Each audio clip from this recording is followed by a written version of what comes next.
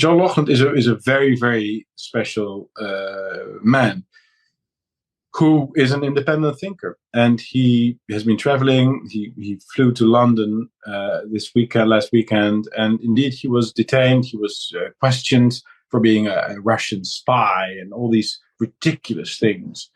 And without any arrest warrant, without any search warrant, without any formal charge against him, they confiscated his possessions. His laptop. They detained him for some time at the airport and questioned him.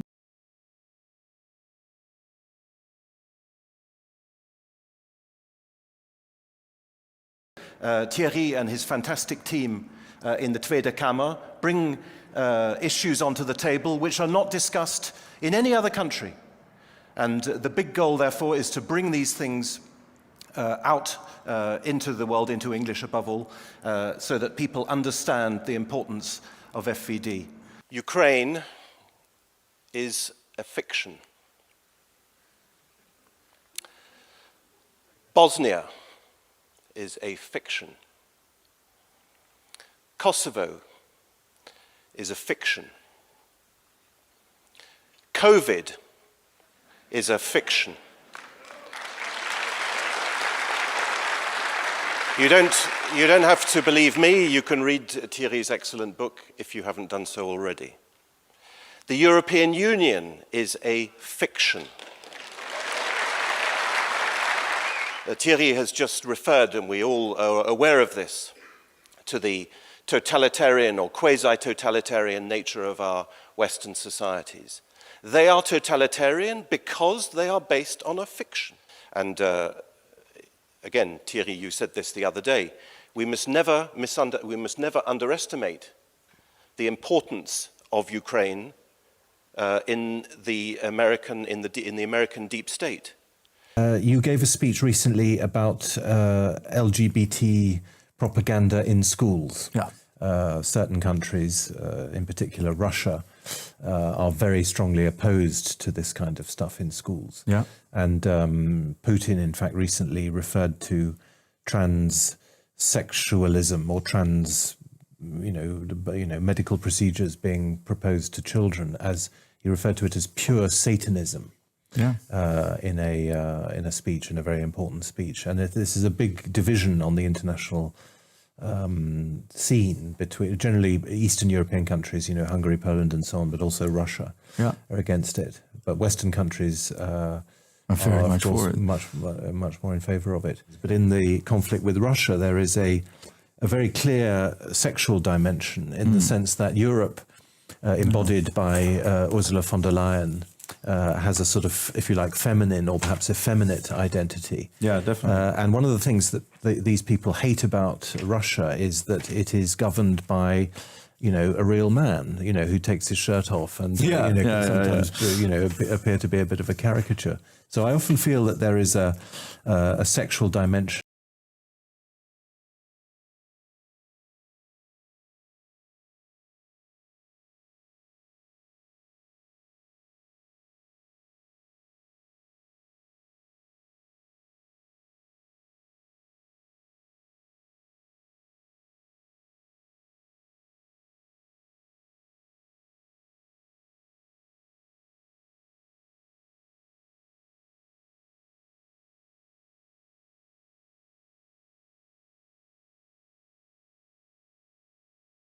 To conclude, I'd like to invite you, if you haven't done it already, to read the speech which Putin gave in the Kremlin on the 30th of September, so this week,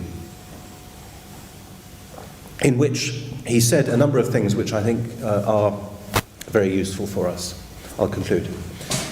Firstly, he described woke ideology and transgenderism as, I quote, pure Satanism.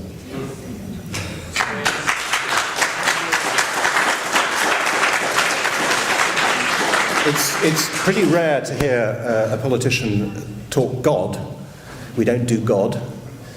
But it's even rarer to hear a politician talk about Satan, and Putin did both in that speech. Now, it's the issue of conservative values versus wokeism. the collective West, NATO, and so on has gone deeply down the woke route, gay marriage and transsexualism and so on. And Russia's, and of course, that doesn't go down very well in most other parts of the world, not in Africa, not in South America, probably not even in the Far East.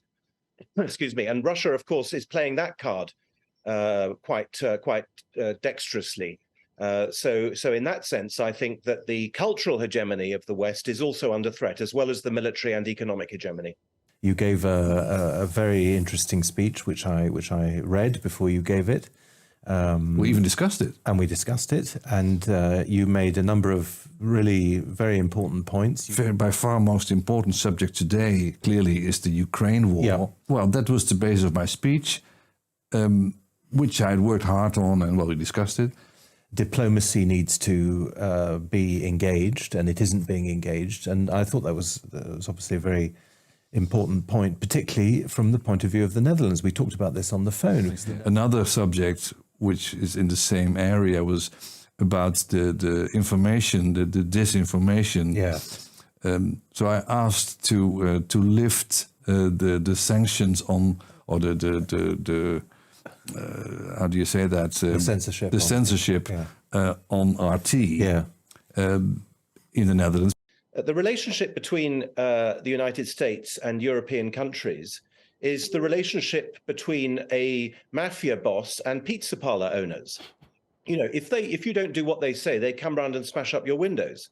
It's a mafia system of protection. There's no concept anymore in the Western mindset for negotiation, for diplomacy, for compromise. Instead, all the strategic documents, for instance, of NATO itself, are indeed formulated in highly ideological terms. There's a lot of stuff about values. There's a lot of stuff about authoritarian regimes which somehow threaten us and so on. There are no cultural events left where politics does not intervene.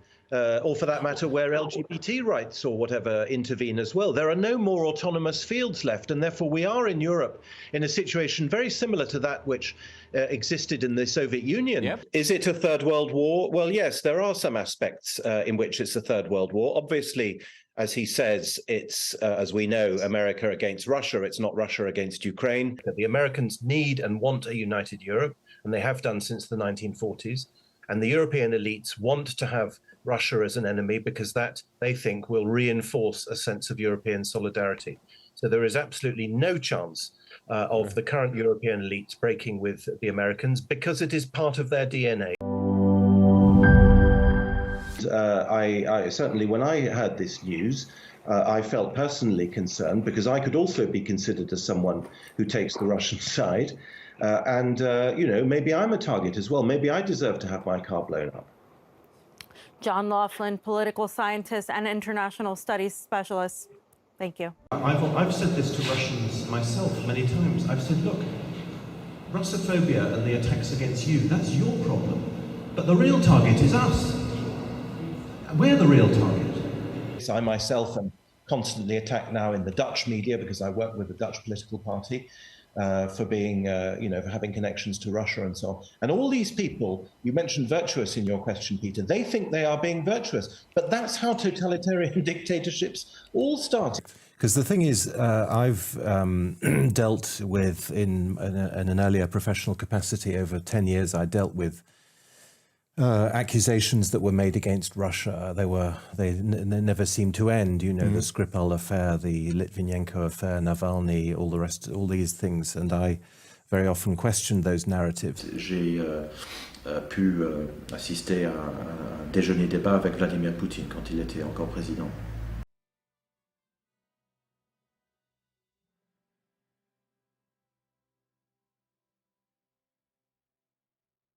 Recevons pas une seule centime de l'État russe. Nous sommes au contraire financés par des entreprises et par des associations russes. Mais en même temps, notre présidente, Natalia Nerezhnitskaya, elle est plutôt favorable à M. Poutine.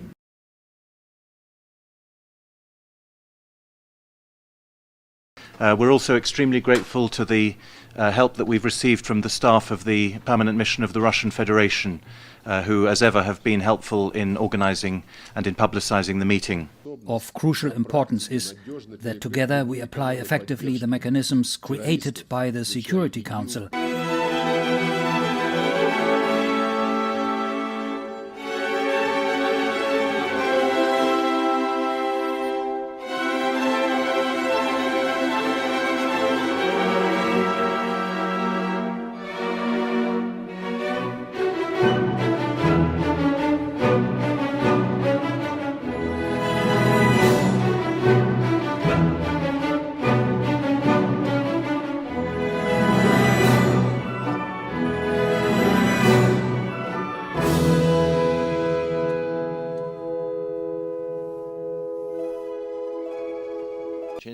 Con ancora centinaia in costruzione.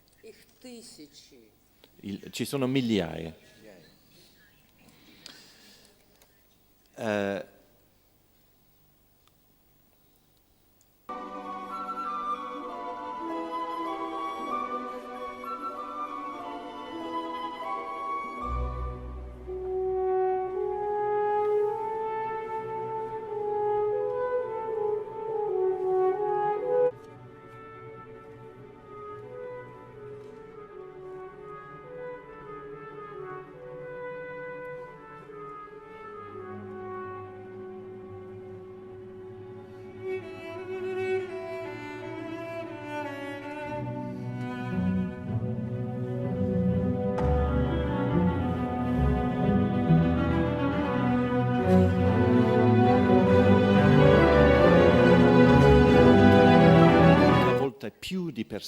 Was glauben Sie?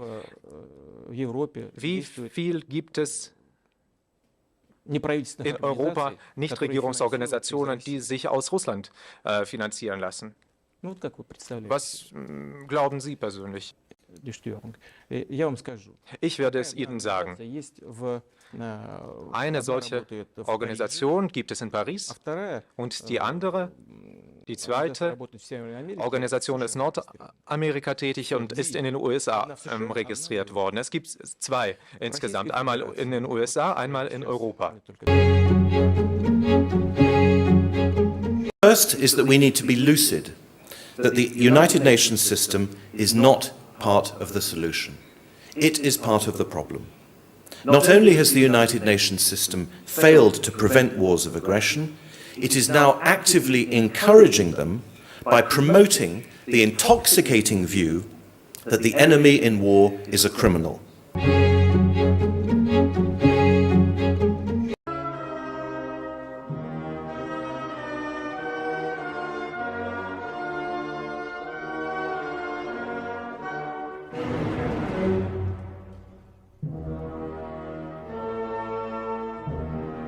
By strengthening our national identity, our national and historic roots, but remaining open to the best practices of the West and the East, we will and we can move forward. Thank you for your attention.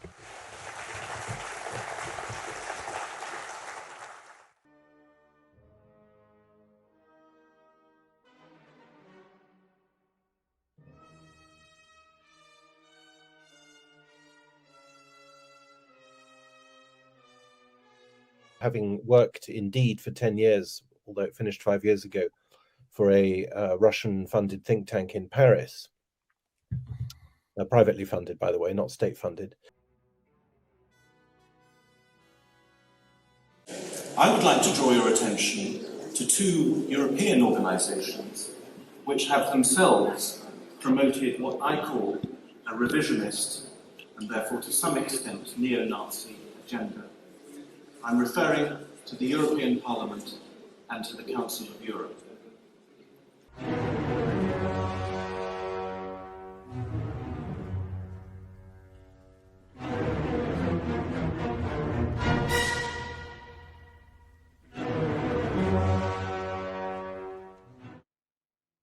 You may be surprised if I tell you that the European Parliament and the Council of Europe have in some way been involved in Nazi revisionism. Yet I'm convinced that it's the case. My conclusion to you is, when we are trying to identify areas in which Nazi thinking or acts are becoming banal and becoming acceptable, please let's not forget the European institutions themselves. Thank you. This side event is organised by the Russian Federation, the Holy See. We are honoured to have here on the panel one of the men who made that meeting possible, Metropolitan Hilarion, the chairman of the Department of External Relations of the Russian Orthodox Church.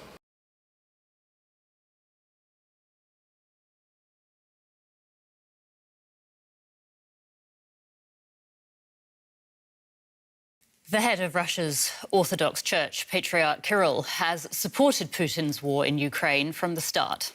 He described those opposing the invasion as the forces of evil. Kirill's proximity to the Kremlin goes hand in hand with Putin's commitment to the Church. In 2012, the Patriarch described Putin's political project as a miracle of God. We all know that the differences between Catholics and Orthodox are 1,000 years old, but those differences, unfortunately, are still very much alive today. Not only are they alive in dogmatic and theological terms, they are also alive in political terms. Question you asked me about Russian war aims in Ukraine. This is a war between Russia and the West. It's a war between Russia and NATO, between Russia and America, of which Ukraine is the theatre, all right? And of which Europe is one of the actors. الغزو الروسي لأوكرانيا هل تؤيد أم تعارض هذا الغزو؟ I'm probably in favour of it in the sense that I think that NATO is a danger to world peace. NATO has attacked many countries in the past. NATO has put itself, as I said, as the guarantor of the international system. It has provoked a system of tensions. I think the war will last 80 years. I don't see any, unless certain events happen. There are no circumstances at the moment in which the Ukrainians will fold their arms and say, yeah, okay, you take the Donbass, you take Kherson, and so on. That is not on the cards. The West has said it will never recognize these annexations. Pepe, are you Hi, there? everybody. Can you hear me? Ah, yes, we can hear you. Fantastic. Welcome. Look, Not sure if you've been able to hear us. I owe you all an enormous apology. It's a stupid technical matter. I am in Moscow, 15 minutes away from FSB. So yes, you're talking to a Russian agent. Yes, but the excellent. thing is, well, we're all Russian agents around here, so exactly. you're in good company, Pepe.